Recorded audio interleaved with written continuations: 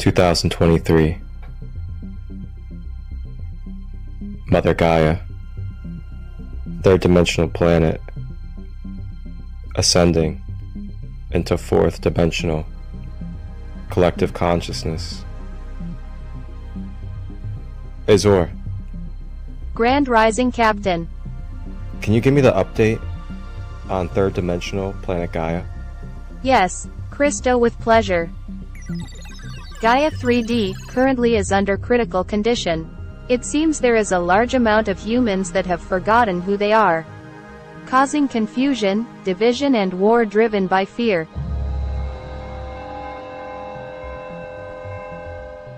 Thank you, Azor. Before we head down to Gaia, can you give me any information about the 3D world, as it's been a while since I've been there?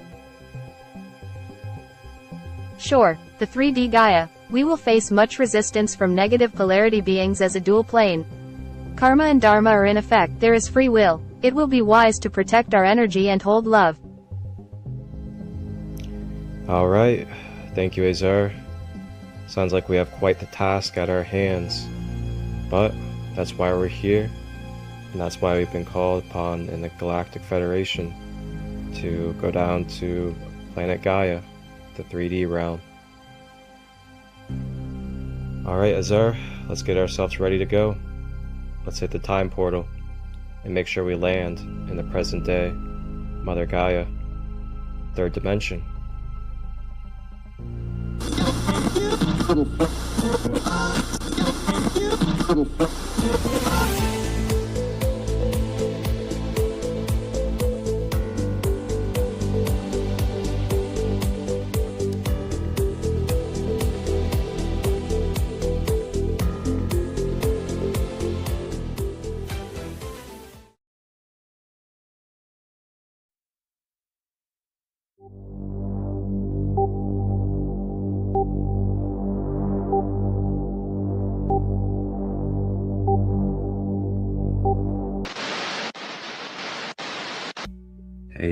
Hey, grand day everybody. Captain Christo here to give you your chakra of the week. And coming up this week, we're going to step into the great, mysterious, mystical, and multidimensional third eye chakra. And I look forward to this, as I feel like you guys are going to really love the archetype that I connect you guys with. And it may be new for some of you guys. It's an Archangel, and it's not one that is too popular and too common, but I feel like you guys will really resonate and connect deeply with this one. So our chakra of the week for this galactic report is going to be upon the wonderful and mysterious third eye chakra. So I'm gonna go ahead and pull up Ascension Glossary for you guys. And Ascension Glossary is made by Lisa Renee. Selenite, Lemurian Quartz Crystals, Raw Rising Codes, Third Eye Chakra. Affirmation for the third eye. My beliefs and my perception of my conscious mind is aligning with wholeness and divinity. The hemispheres of my brain are balancing and supporting. I clear away any distortions in my mind as I am allowing peace, understanding, divine wisdom, and intuitive guidance to flow through my mind's eye. I manifest and materialize with divine will. My third eye is strong and it is flowing. Ashe.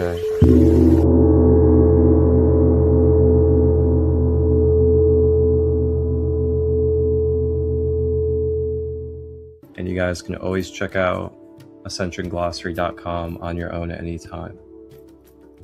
So what I'm going to read here is the Indigo Hara. So the Indigo Hara. This is the 6th dimensional inner crystal star portal where the higher consciousness from the second harmonic universe entered the soul matrix plane.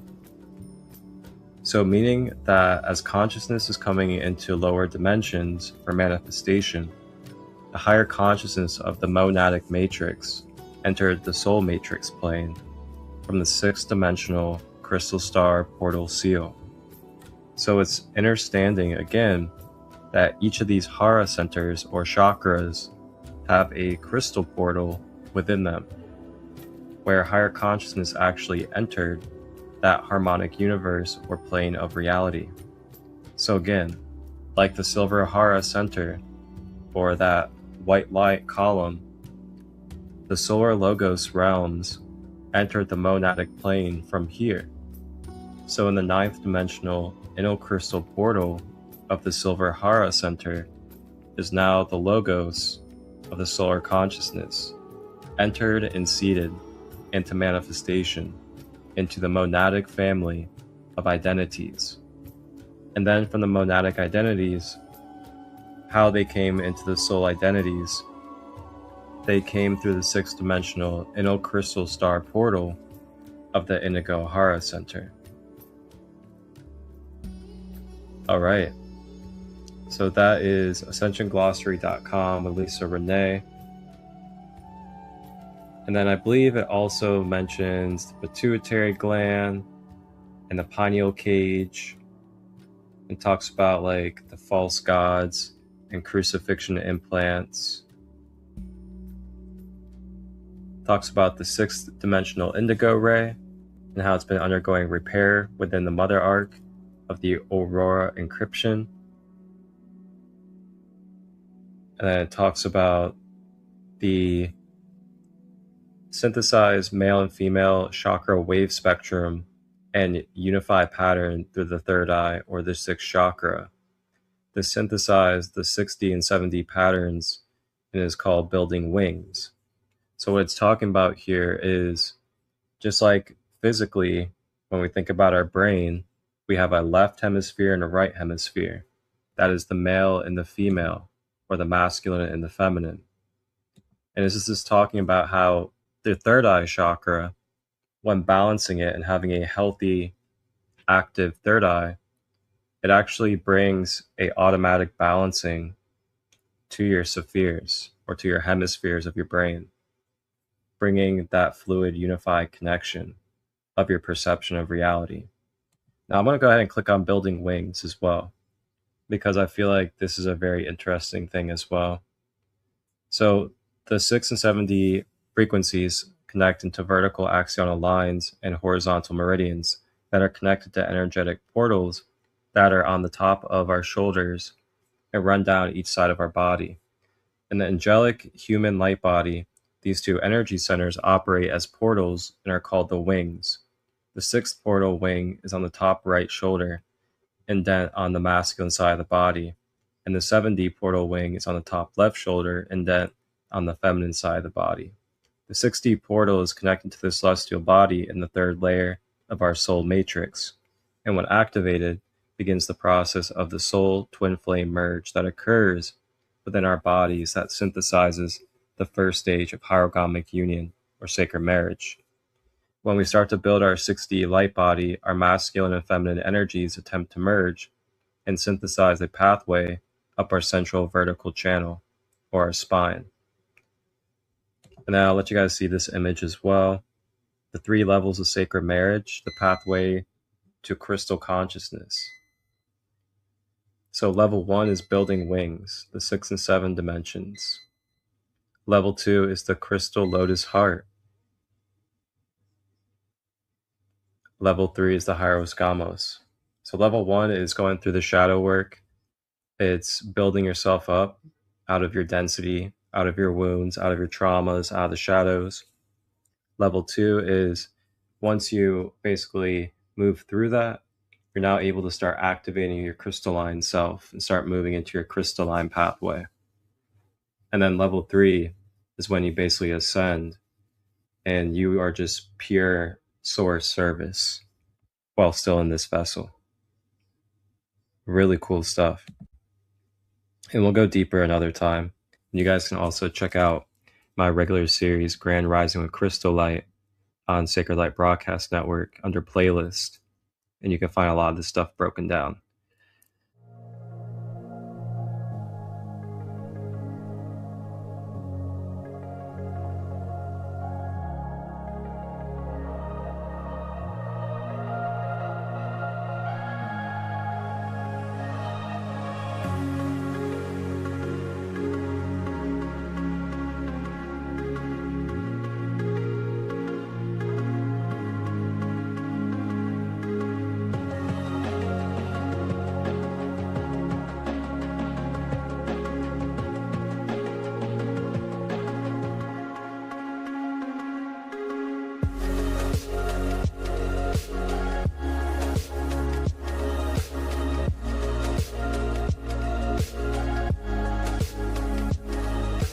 Our founder claims this right here is an embodied form of the violet ray spectrum.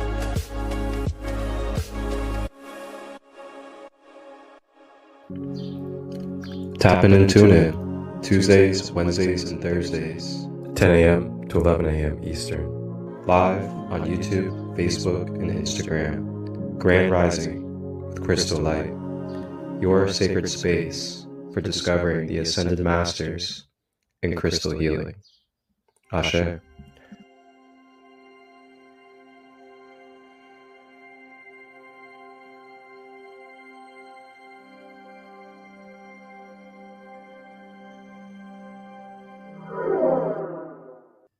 So let's go ahead and continue, and we're going to continue on talking deeper about this third eye chakra. And as we continue, I'm going to go ahead and pull up my own presentation that I have for you guys for the third eye chakra. Now we're going to get into the attributes and the specifics of how you can connect and what kind of abilities this energy center brings. So it is located in the center of the brows, right between the eyebrows at the top of the nose. And then it is the color of indigo. So it's the indigo ray, the 6th dimensional ray of light. And then the frequency is 852 hertz for those that like sound healing or interacting with frequencies. And you can find this through tuning forks, singing bowls, as well as online. The physical organs. The physical organs, it governs the pituitary and pineal gland, the forehead, eyes, nose, and brain. With that being said, it also governs the circadian rhythm and the biological clock and cycles of the body, thus also being connected to our hormones and other chemical regulation, such as our melanin, melatonin, and dopamine. It is also connected to our psychic senses. It's the direct connection to the light body and the other chemical, and as well as our intuitive guidance. So it's when you step into your sensory beyond your physical senses. And then this is where we can also have a main gateway into astral projection and lucid dreaming. It is our manifestation reality program projector. So it's where we perceive and assimilate the reality that we are perceiving as our reality of life. When it's in balance, it is a non-dual perception center and allows us to see the subtle dimensions beyond the physical. And then it's also our mind's eye vision, which is how you can see into the Akashic and other fields of dimension. And then it's where we have the house of our divine wisdom and insight channeled through. And it's also where we become aware of synchronicity. Now, blockages. Blockages can look like headaches, insomnia, nightmares, having no vision for ourselves, being confused and having a lack of clarity of your purpose and why you're here on the earth, having looping beliefs in our consciousness, mind control and conditioning, fogginess, cognitive distortions, which is when we have past traumas, past memories and experiences that continue to cycle unconsciously into our present reality. And of course, limiting and degrading thoughts. Overactivations, being ungrounded, staying unresponsible from the physical world, mentally manipulating others, psychic attacks, being received or given, being over-sensory, nitpicking and obsessiveness, then being over-analytical. Alright, so now let's move into some crystals. Some crystals that you guys can use for the third eye chakra. We know we love our crystals.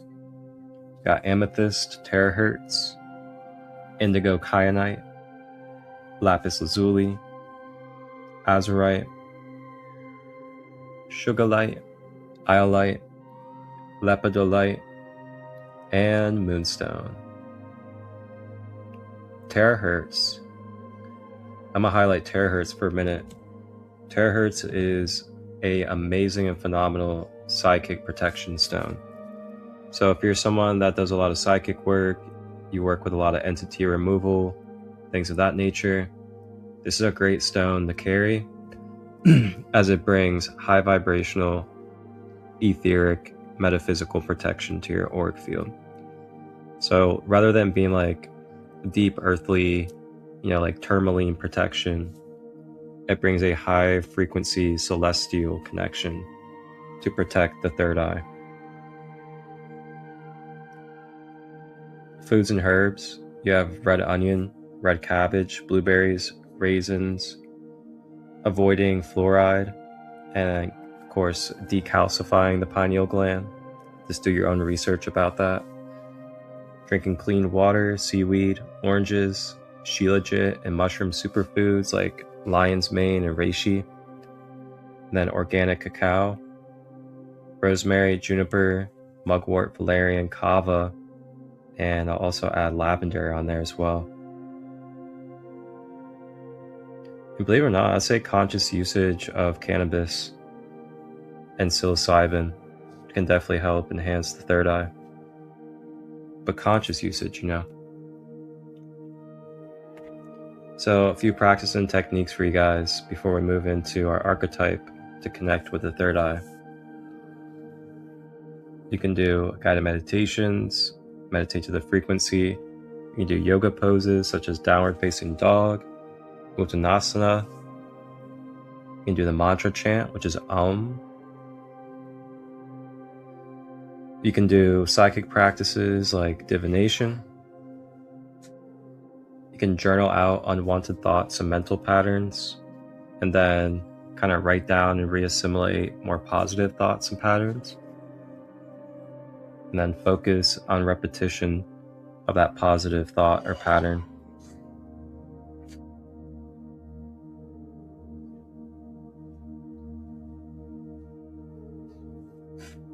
You can also do cacao ceremonies, interacting with mugwort, reprogramming the subconscious,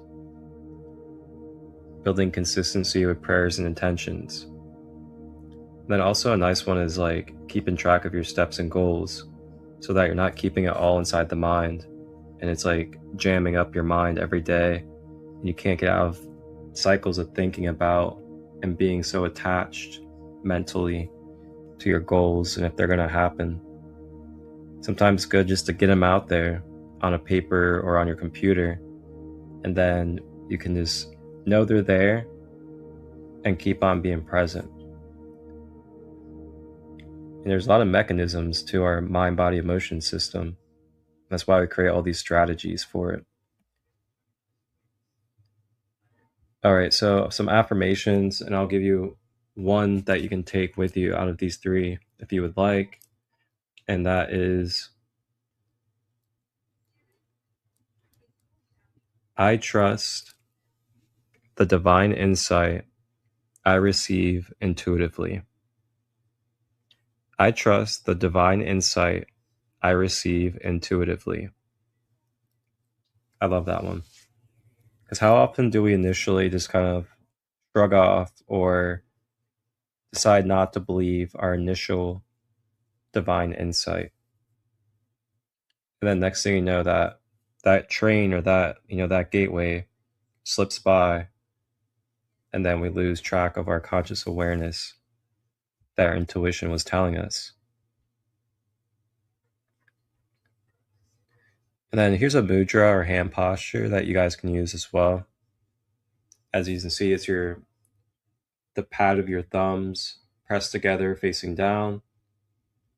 Then you have your middle ring and pinky fingers up like a triangle, touching each other.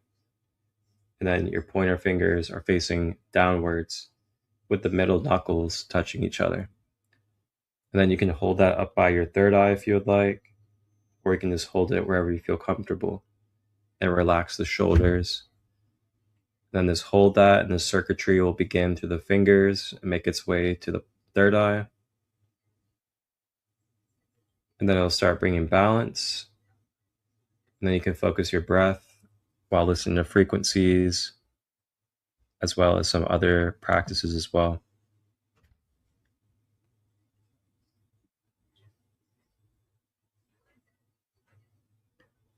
All right.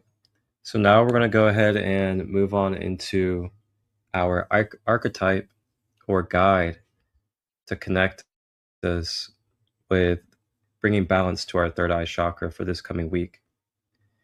And that is going to be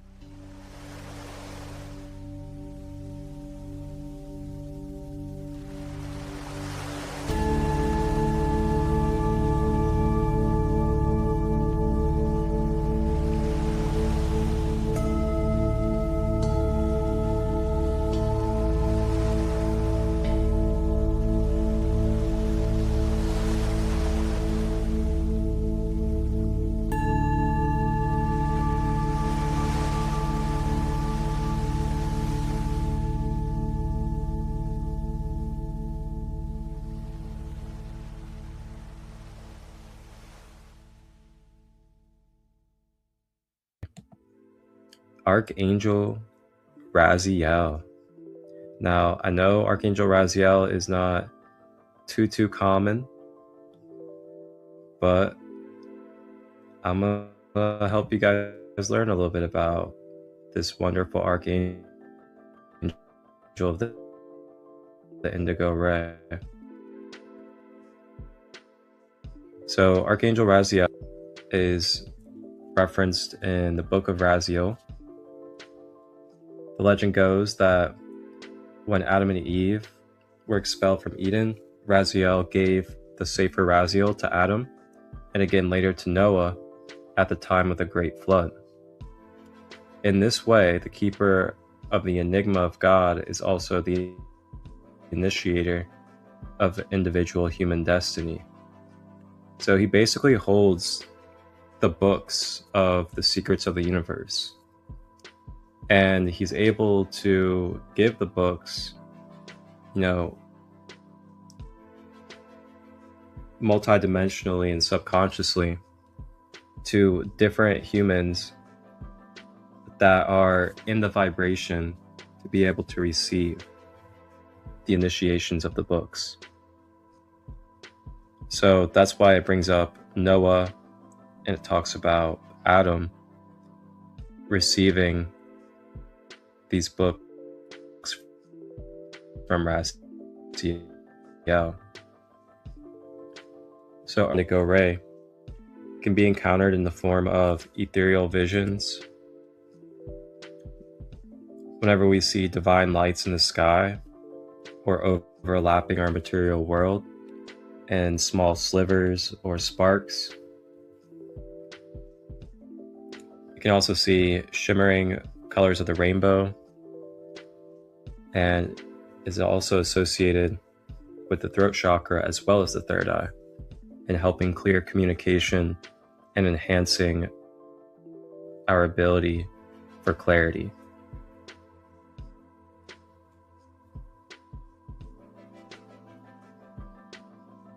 These insights can bring physical healing and clarity of the mind, and it can help us develop a more spiritual-like perspective of our current reality. So those who suffer chronic headaches, migraines, and sinus pain could call upon Raziel to help heal them and clear their eyes and sinus cavities. And that might come in ways of guiding you to specific herbs, specific oils, to specific practices. So be mindful that when you work with these guides, they're not going to just like pop up and do everything for you.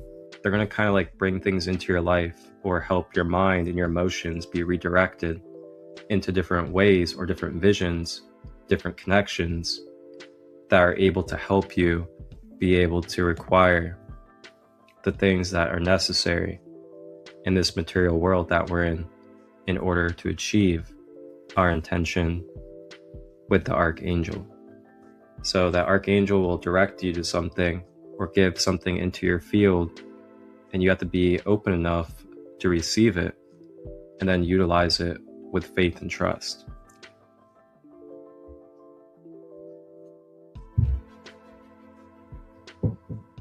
So Raziel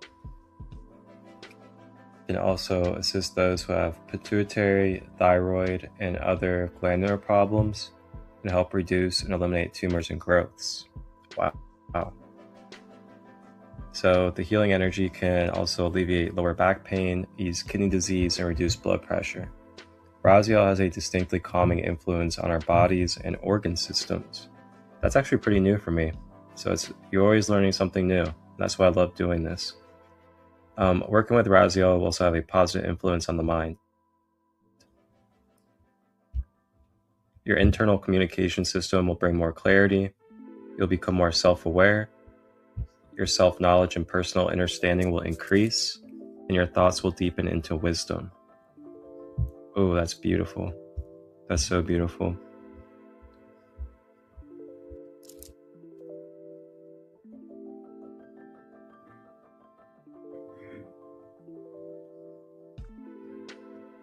So, reasons to call upon Raziel for help. Raziel's knowledge is total, absolute, and perfect. There is no puzzle, conundrum, or problem that he/she cannot help you with.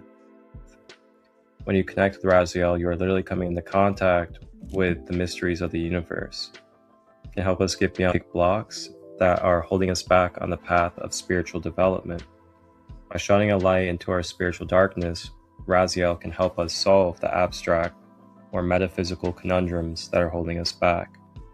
Attachment to empty knowledge and a merely material understanding of reality is one of the great barriers to meeting our full potential as a spiritual aspirant.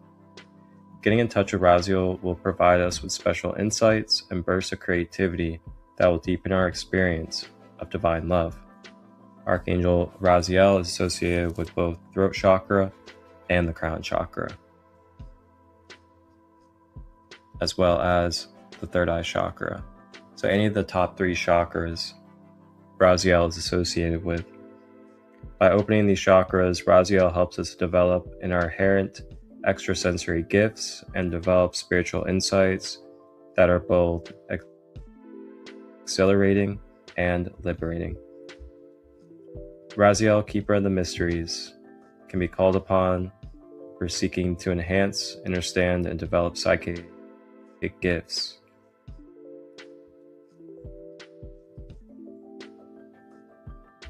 Wow. Oh. So, of course, if you would like to connect with Raziel, you can get some indigo or blue, purple candles, and you can utilize those candles to set the intention for Raziel to channel through those candles. And you can also bring in the crystals that we talked about for the third eye chakra, such as lapis lazuli, labradorite, as well as amethyst and some others.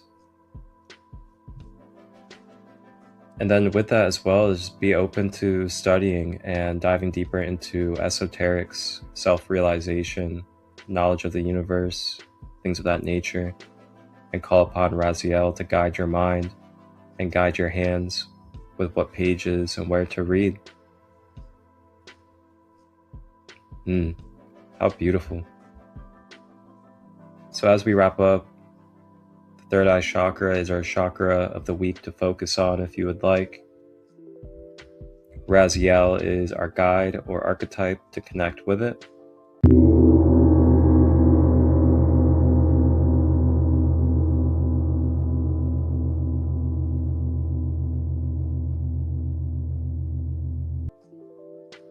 Thank you guys. One love, reach out. If you would like any one-on-one shamanic services with myself, if you have any questions about any of the wonderful retreats coming up, such as the Peruvian All-Nation Shamanic Retreat in October. And I look forward to hearing from you guys. Thank you guys for supporting. And this is Captain Christo, Galactic Guidance News. I'm out.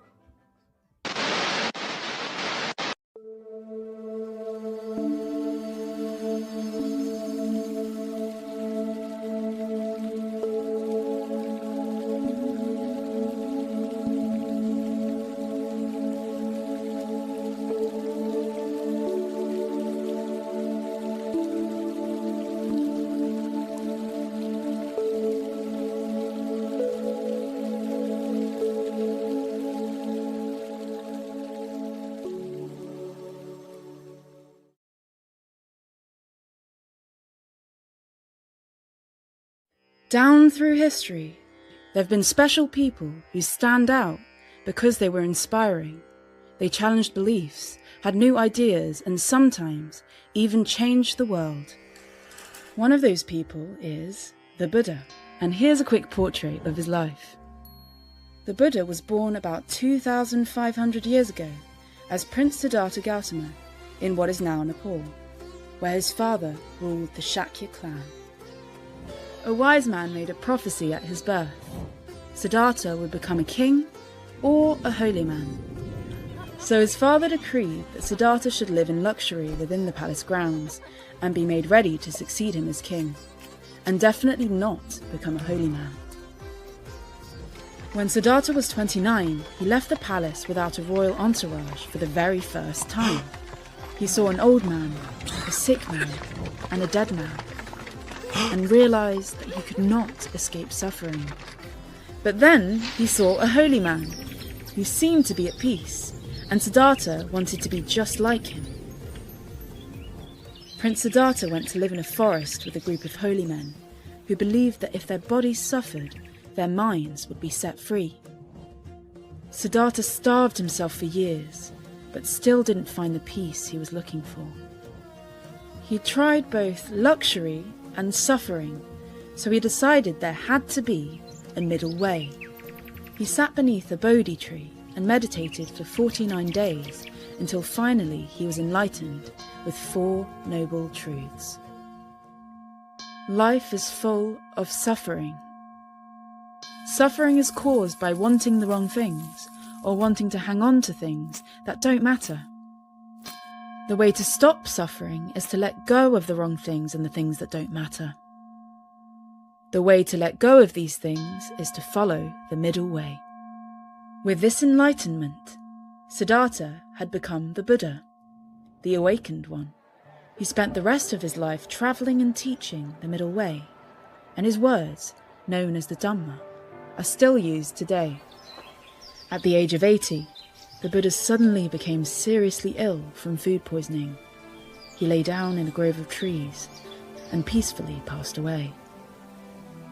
Buddhists believe that after death, they might be reborn in a new body, but the Buddha achieved nirvana, or release from this world, and was not reborn. The Buddha's last words were, "All things must pass. Strive on with care."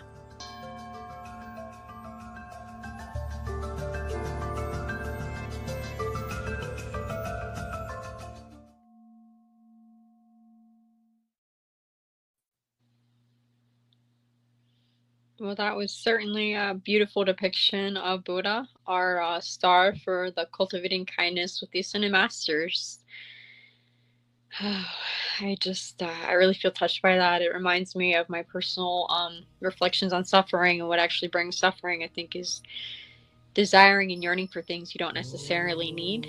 And I've studied Buddhism actually for a little while, but I've mostly focused on the understandings of compassion and the wisdom of kindness, and also how to alleviate suffering, as most of the masters have taught how to try to prevent suffering, or do you need to sit with it and reflect with it, and see that I think detachment to me is what Buddha was teaching, detaching from the things we do not need. So I found this little piece. It's on Buddhist kindness, and it's known as metta, or loving kindness, or matri, an active unconditional wish for the happiness and well-being of all living things.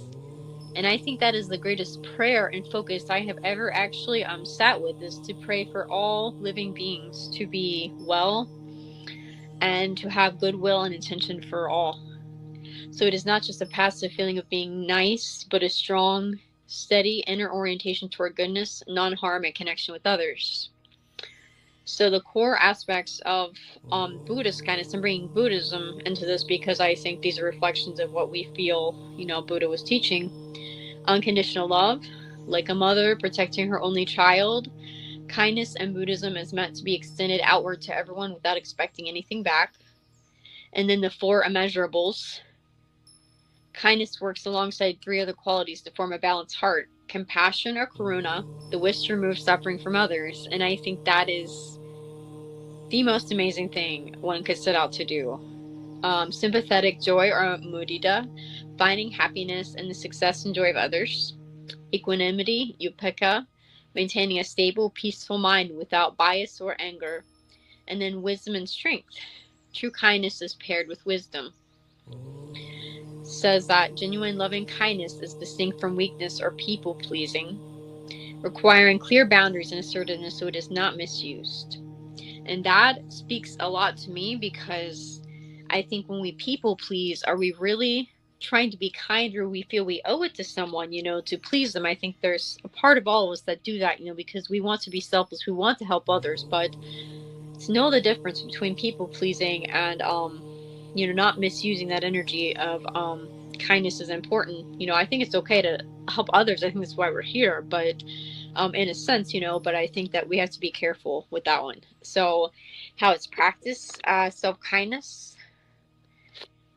We begin by offering loving kindness and forgiveness to oneself before moving outward to loved ones, neutral people, difficult people, and finally all creatures. So if you can love yourself and be kind to yourself, what you build up in your energy or in your field, what you build up is actually all that you have to offer others. You have to first create that within yourself. And daily action is expressed through harmless living, generous actions, patient speech, and deep listening.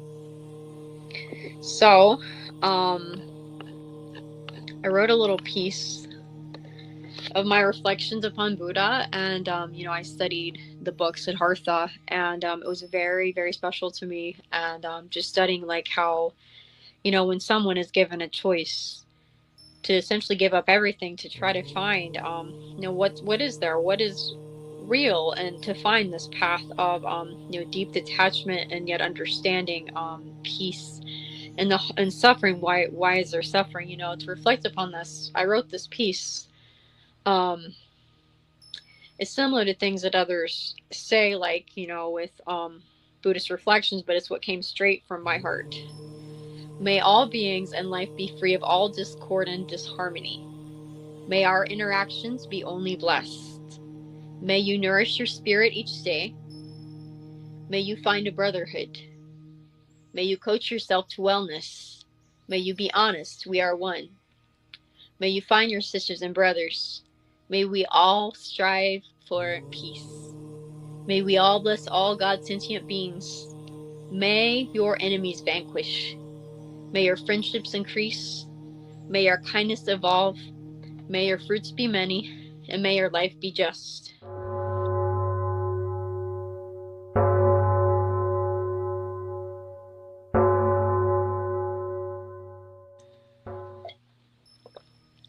a meditation I wrote. It's a really short meditation I would like to share with you all. And it's actually about reflecting the inner Buddha, is what I call it, where you allow that presence, not just, because some say, Buddha, Buddha as the figure Buddha, but I believe we all have, in a sense, a higher or Christ self or Buddhic self. So we'll begin. You can close your eyes.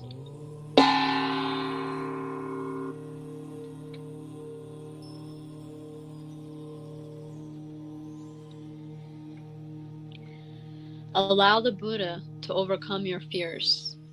Your heart belongs to the purity of the Creator. Let all people and beings be free of fear. As you breathe, let the people in your life feel your heart's joy.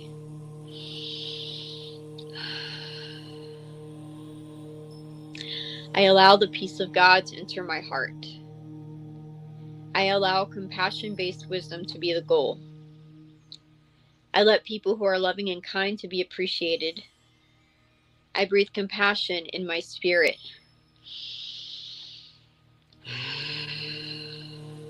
I allow others to feel loved by my soul. I feel love for all, and I feel all feeling my love. I allow others to feel unbetrayed. I feel joy come into my heart to be set free. Today, I allow the inner Buddha to strengthen my heart. As I breathe, I allow the Maker to heal my mind. All parts of peace come back to me. I feel joy surrounding me. I let people know their worth. Today and each day, may we be filled with hope. I relax my heart, and joys prevail. No competition. I'm here to heal it all. Breathe one last breath. I soak in this moment. No more fear. I allow the joy to finally take place and peace prevails. You may open your eyes.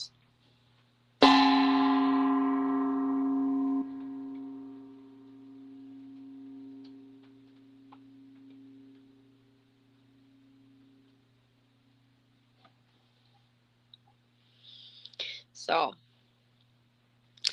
those are the pieces that came to me when I was reflecting upon Buddha, and also the Buddhic nature of reflecting and meditating. And, if you even have one realization sitting under a tree, I think you've created a miracle. I admire Buddha. I think it's probably my, I don't want to pick favorites, probably my favorite master. And, I just like to sit and reflect upon the true nature of oneself. I think that's kind of what he was teaching, was to reflect upon your own inner nature, connected to your higher self, and all your energy field, and just what you may realize. Though the masters teach, what they may have realized or learned, they're teaching us we may also realize.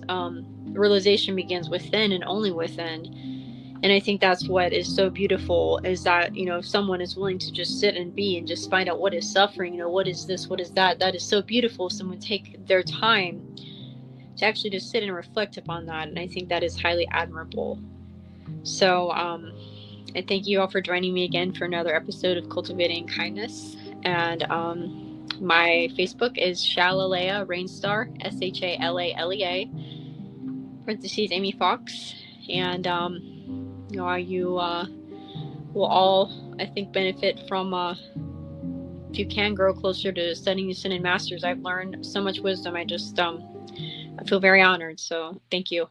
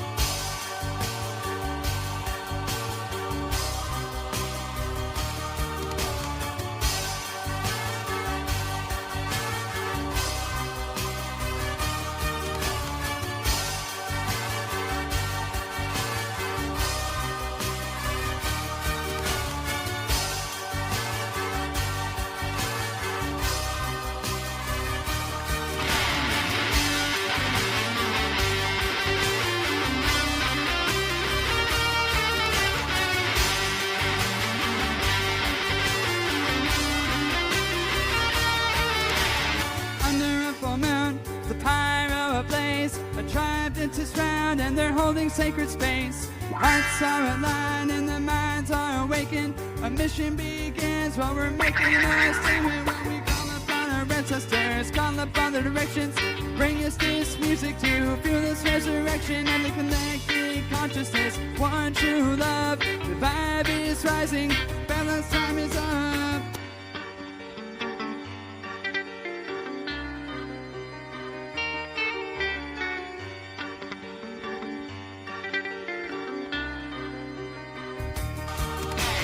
This is a healing, this is true love. Music the healer coming from above. This is a healing, this is where it begins. Music the healer coming from within.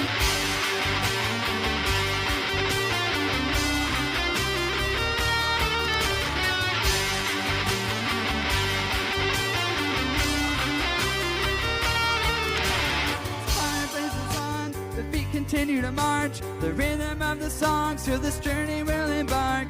With each step on the ground, a new purpose is found. We're opening a portal to the future through the sound. Yeah, the hearts and minds connected and the intention is set.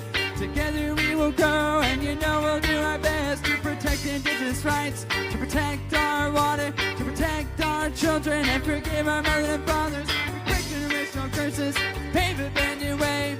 We change our lives to live by what we say. Yeah, we break generational curses, pave a brand new way. We change our lives to live by what we say. Yeah, and this is the healing, this is true love. Music the healer coming from above. This is the healing, this is where it begins. Music the healer coming from within.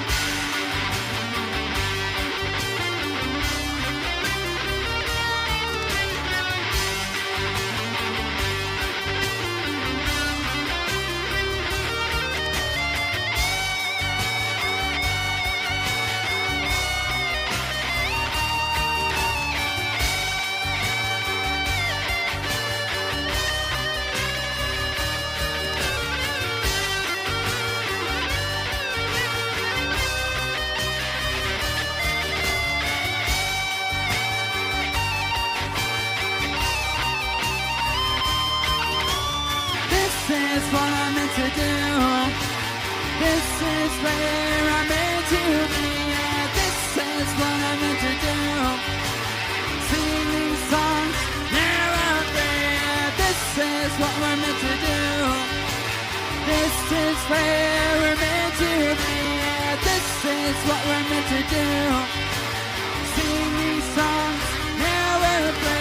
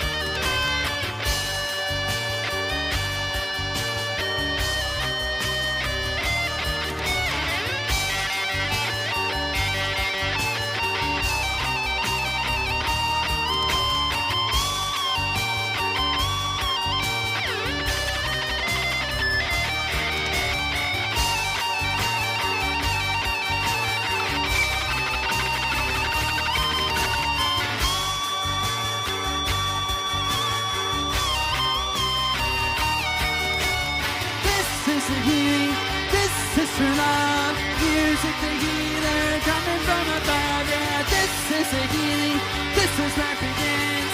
Music the healer coming from within. This is a healing, this is true love. Music the healer coming from above. This is a healing, this is where it begins. Music the healer coming from within. Oh yeah.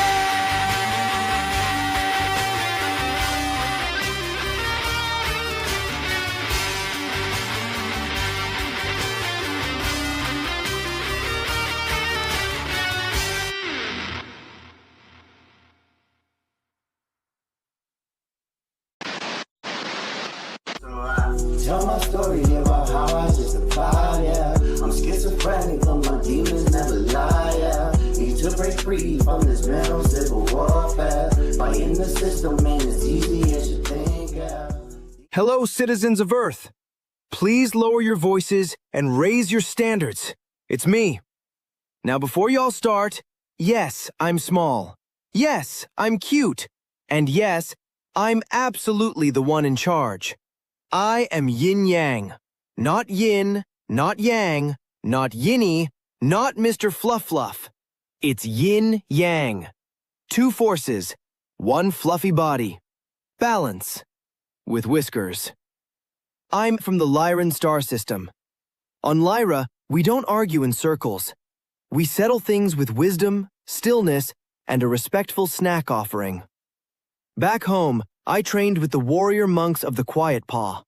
We master the silent stare, the strategic disappearance, the midnight sprint for no reason, and the ultimate technique, knocking stuff off a ledge to restore order. It's not chaos, it's correction. So why am I here? The universe said Earth needed a tiny warrior with big boundaries. My mission? Observe human love, protect a home, maintain balance, and judge quietly. But I end up with Criket and Missy. Well, I didn't really end up. I arrived right into a house where two people love each other deeply, but debate like it's a courtroom drama. And I'm watching like, wow, so this is what y'all do with oxygen. So I stayed, because under the jokes and the petty, there's real love in this house. So here's my oath. I will protect the peace, demand the treats, accept worship via head scratches, and I will not be dragged into grown folks' debates unless it benefits my nap schedule. I'm yin-yang the warrior kitty, and I bring balance. Now, stop talking and pet the cat. Episode 5 is coming soon. Meow. Tell my story about how I just applied, yeah. I'm schizophrenic and my demons never lie, yeah. Need to break free from this mental civil warfare. Fighting the system ain't as easy as you think, yeah.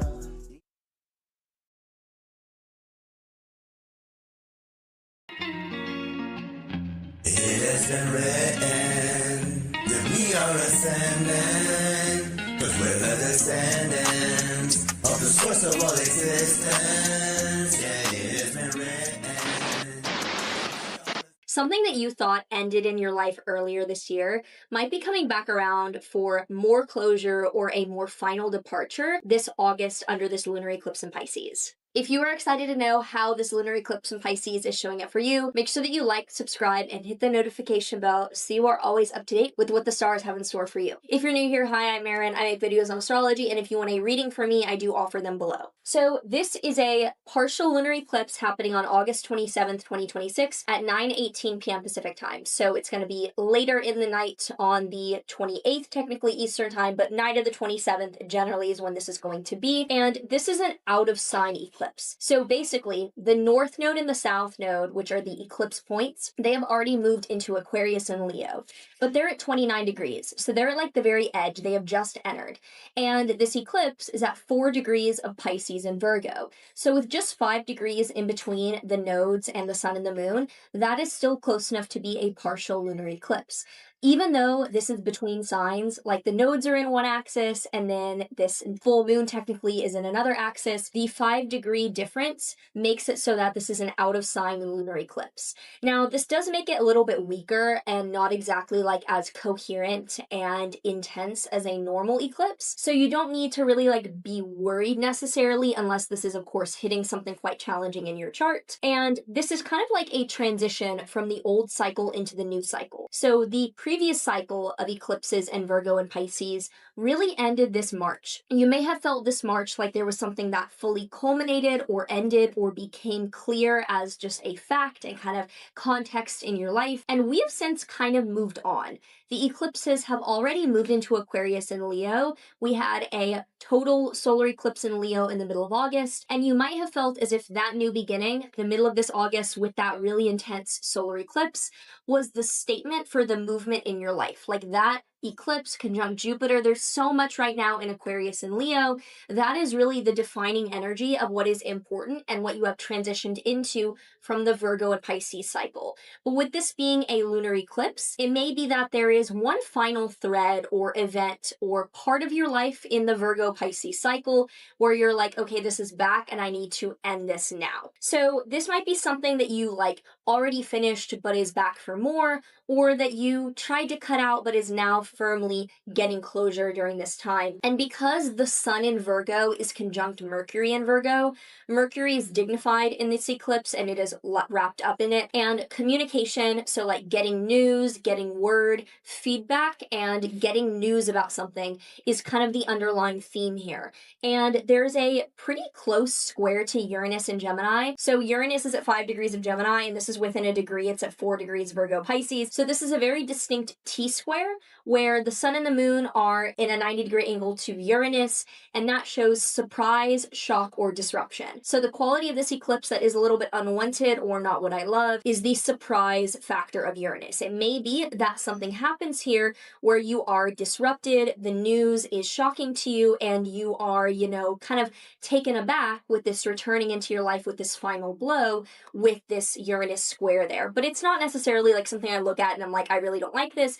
I just look at it and I'm like, okay, expect the unexpected in regards to whatever was in your life during that time. But depending on your chart, it might be a good surprise depending on how it hits. Now, Venus is in Libra, which is good for overall well-being and getting along with people because Venus in its own sign is really good for harmony and relationships. But it is loosely opposite Saturn in Aries and squaring Mars in Cancer. So it shows that Venus, our relationships opposite Saturn, there's something about relationships during this time that isn't like the most friction inducing and is not the most intense, but there's something here where we feel at odds with or isolated, and we also might be frustrated or arguing somewhat with other people's wills. So the content of this eclipse might not be the focal point of that disagreement because this is not making a direct aspect to the eclipse, but the social environment that this is occurring in is not the most welcoming or understanding. Like there's a lot of relational tension in the air around this time, although it is short-lived and it will pass.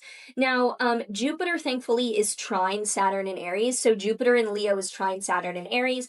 This shows that there's also a general energy of maturity and responsibility helping us achieve our goals. So it's not all difficult in the sky whatsoever. I lean towards this as a very, very neutral eclipse. Eclipse energy leans harsh because of the magnitude, but this is not an eclipse where I'm looking at it thinking that it has inherently bad news. I think that it has news that is in the Virgo Pisces cycle of, you know, leaning into resolution, unity, and leaning out of micromanagerial things.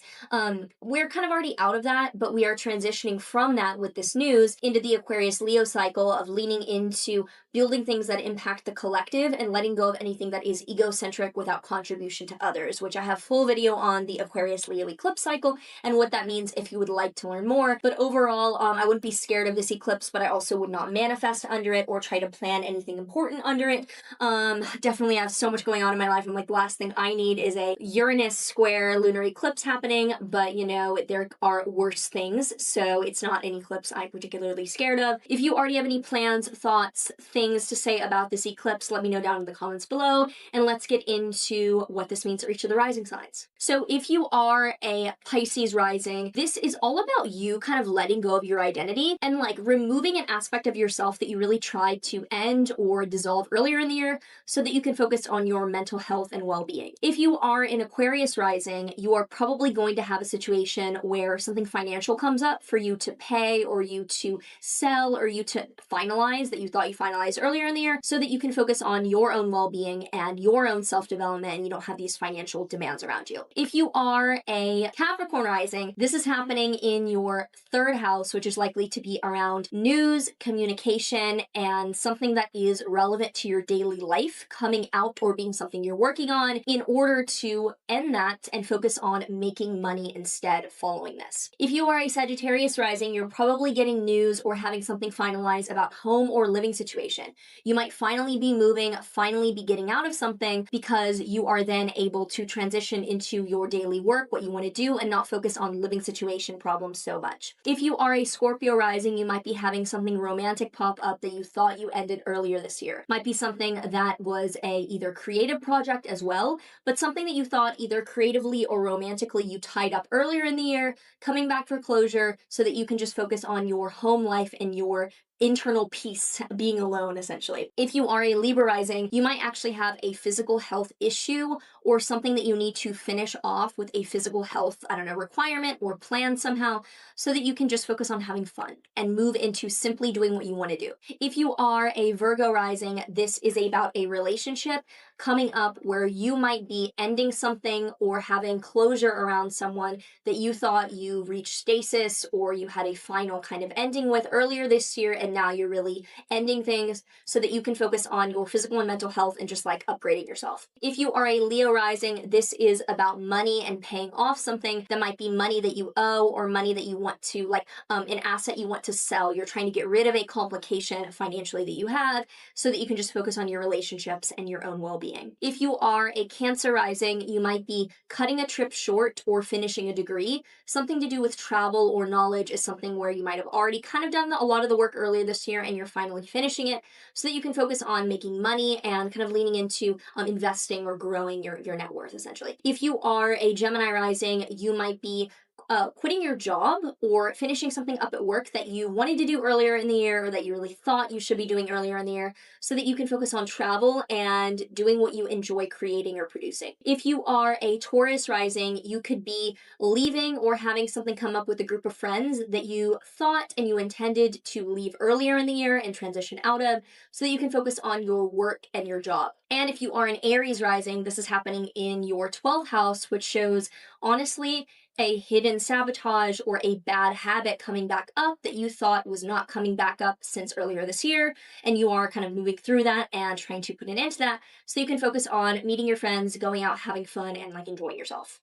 The tarot card that we have here for this eclipse is the 8 of Wands. So this is the card that comes up when things move quickly. I really fucking hope, I really fucking hope, because there's so much in my life that's been like delayed and I'm like, please, I don't have the patience for this anymore. So this is like the card of literally like swiftness and movement. So I think that whatever's happening in your life, this transition, this movement is happening quickly, which makes sense because this is the finale of the transition here. So if you enjoy this, please, do all the things, it helps. And let me know how you are feeling about this eclipse. I hope that it finds you well and that it's all good for you, and I'll see you in the next one. Take care. There is one thing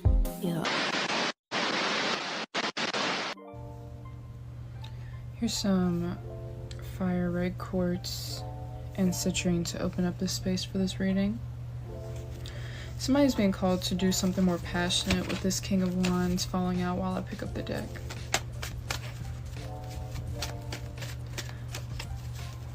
Tap more into your passions. We do have the lunar eclipse coming up in about 8 days. I feel like we need to get more into alignment when it comes to sidereal and Western astrology. Let's see what we have. Yeah. Somebody's tapping more into your strength, or you need to. You could be a masculine, Pisces, Scorpio, or Cancer, or you're a Leo.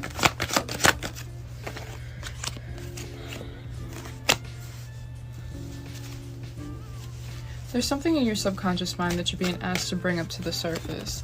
And I think there's people around you who are meant to shine light upon this for you because it hasn't been shown. This is something in your subconscious mind that's blocking you from the things that you're trying to call into your life. 114, 116 could be significant. Yeah, something feels unfair. You could be attracting like toxic females into your life, even if you are a female. Like toxic friends, toxic partners. And this is because there's something in your subconscious mind that keeps attracting it. Just remember that your mind is your reality. Your mind is your reality. So wherever your mind is where your reality is going to be. 1, 2, 3, 4 on my clock. I feel like you have a problem with impatience. Like you create things and you want them to have results the next day. It's like you're giving yourself a hard time because like, okay, I have this great idea, I built this great thing, and then you don't see the fruits of your labor the next day. So you're having a hard time with the growth, with the process and the journey of it. Anything else for this energy? I think you're tired of that. I think you're tired of feeling like that. It's been something that's really been bothering you. Yeah, you're gonna get through it. I think you keep missing, yeah, you keep missing oh shit. Oh my god, look at this. Excuse my words. You keep missing opportunities because of this. Because of this cycle. Ooh. And that's the illumination. That's it being revealed to you. Take what resonates, guys. Thank you all for watching. If you want to support me, I do make custom made jewelry. My phone battery stopped right there. I do make custom made jewelry. I can make you your own wire wrap, copper wire wrap, or an elastic band. So if that's resonating with you, feel free to check out the link in my bio to order yours. I also build websites, and I hope you all have a beautiful day, and I'll talk to you later. Bye.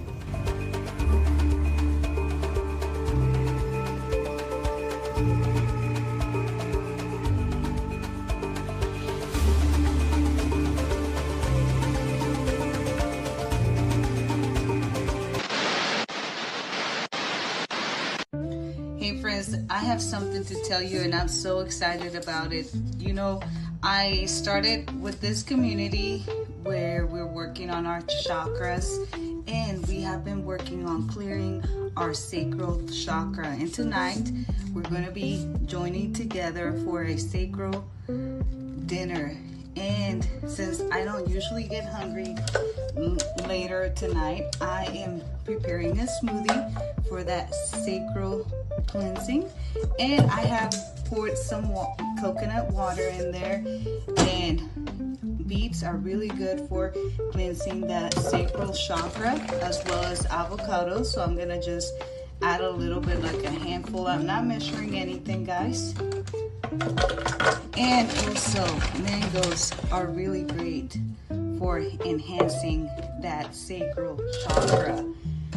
And if you didn't know, we have 7 chakras in our bodies, and the sacral one is one of our main ones. I'm also going to add some leafy greens, which is some spinach and some bee pollen in there. Just sprinkle it in there. The coconut water is already sweet enough for me, and the bee pollen is going to add a little kick to it. So let's do it, guys.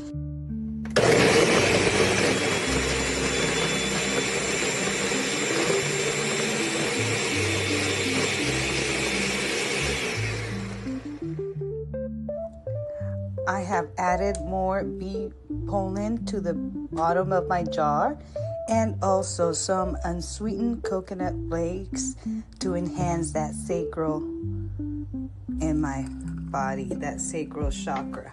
Look how beautiful the colors are, and my smoothie is ready so I can join my soul fam later on.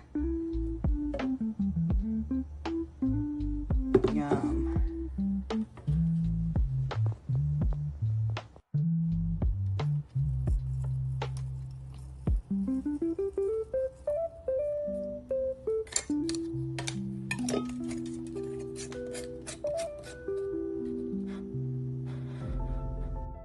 What if your next conversation could transform everything?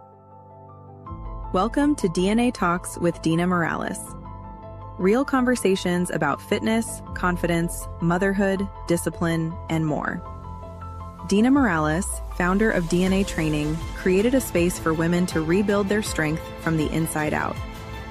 Tune in Thursdays, 6 p.m. Eastern Standard on YouTube. DNA Talks. Real conversations. Real growth.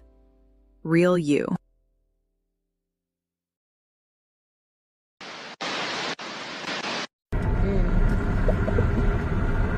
Hello, all my astral astronauts, all my earth warriors, my medicine men, women, magical, mystical beings.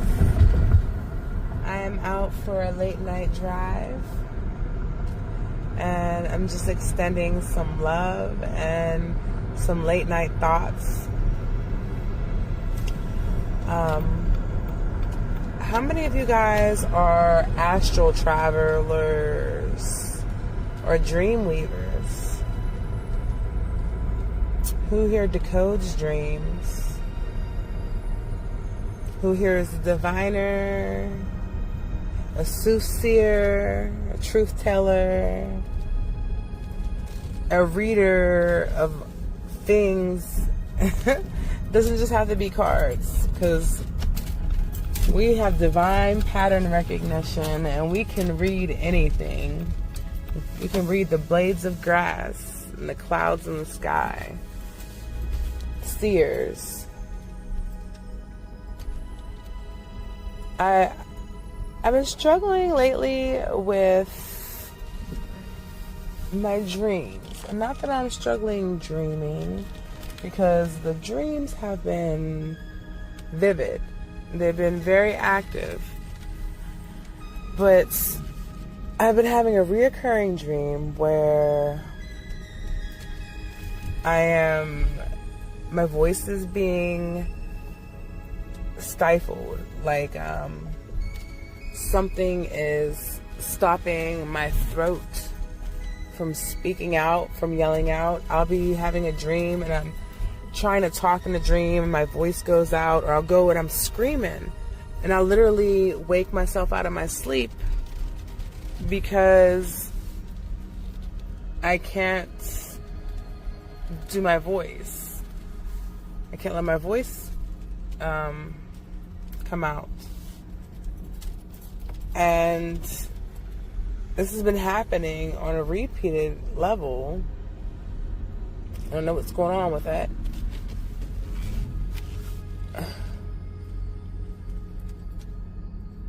And I've also noticed that it'll come time for around when I'm supposed to be speaking, teaching a class, or sharing my truth, and my voice will start to get hoarse, throat gets sore.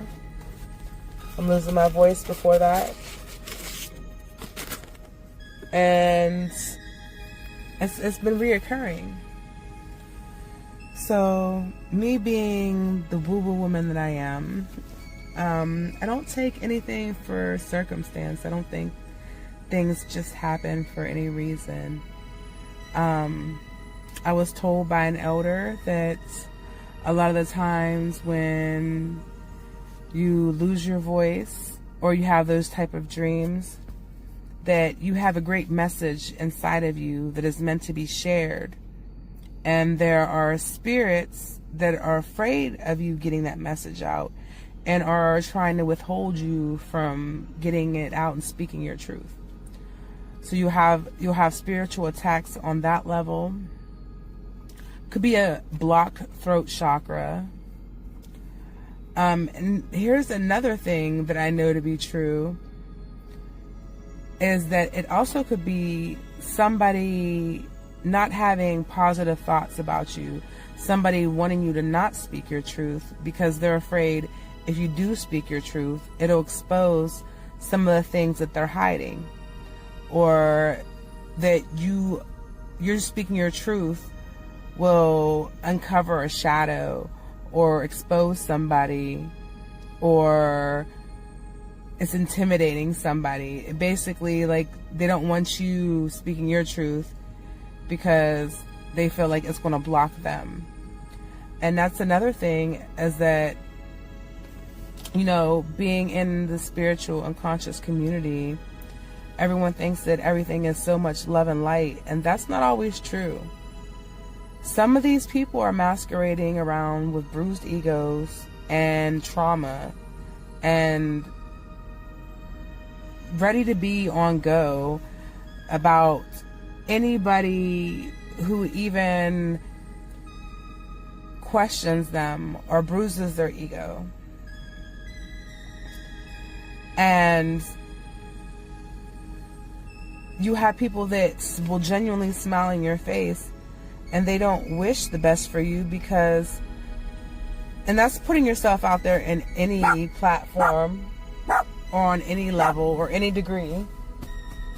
You will have people, if you're putting yourself out there, sharing information or sharing your talents, sharing your gifts, even sharing you having a happy moment in the sun.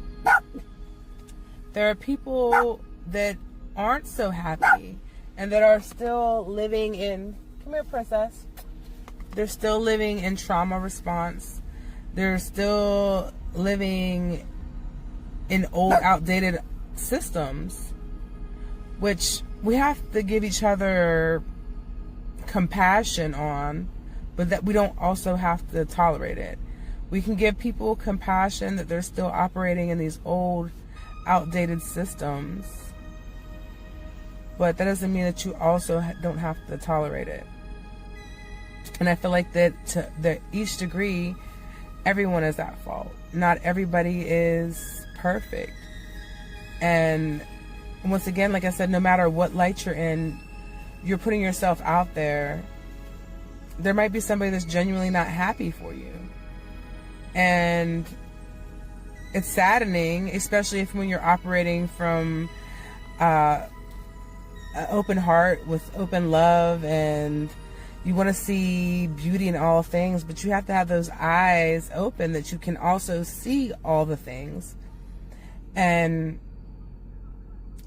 being aware of that, just being aware that there's room for everybody. You don't have to operate in these old systems. You don't have to operate from a space of lack. You don't have to operate from wounded past. Not everybody is out to get you. And if they are out to get you, believe so much in divine protection that nothing can stop that. So, and all in all, you know, even if somebody is sending you negative energy and you feel that you're so divinely protected that none of that matters. Send them love back and tell them to send it back to the earth, send it to the frequencies, have it refiltered. It depends on what ancestors you're messing with now, because I got another side of ancestors that they not playing about none of that stuff. I digress. Because I genuinely am a loving, caring being, and I would want the best and do want the best for everyone. I have ancestors that are not so compassionate about it, and they're cutting throats and nails about anybody who even tiptoes on the wrong floorboard.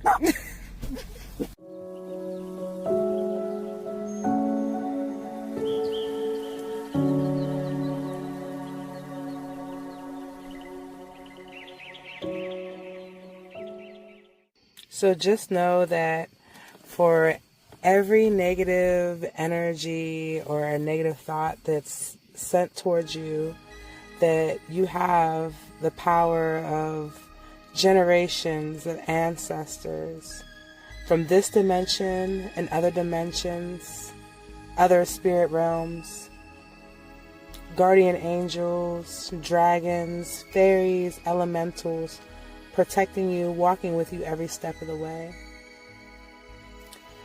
Speak your truth and don't let things stop you from completing your mission. Remember what you came here for, and believe in divine justice, divine retribution. Because all in all, we are the all. We're not separate from one another. So we must show these parts of ourselves love and compassion, and show it the truth. Plant the seeds. Even though they may not hear you in that moment, in that time, the subconscious mind is a powerful thing. And our voices are powerful tools. And that's why there are forces that come against you from using this powerful tool.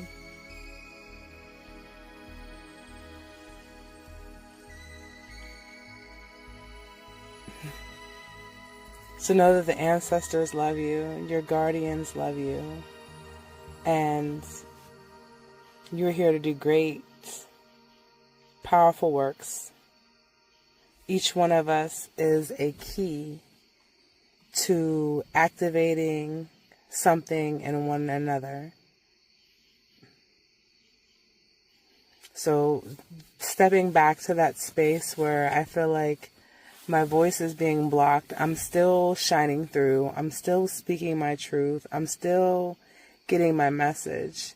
Even if my mind goes blank before I must have a public speaking, or if I get interrupted,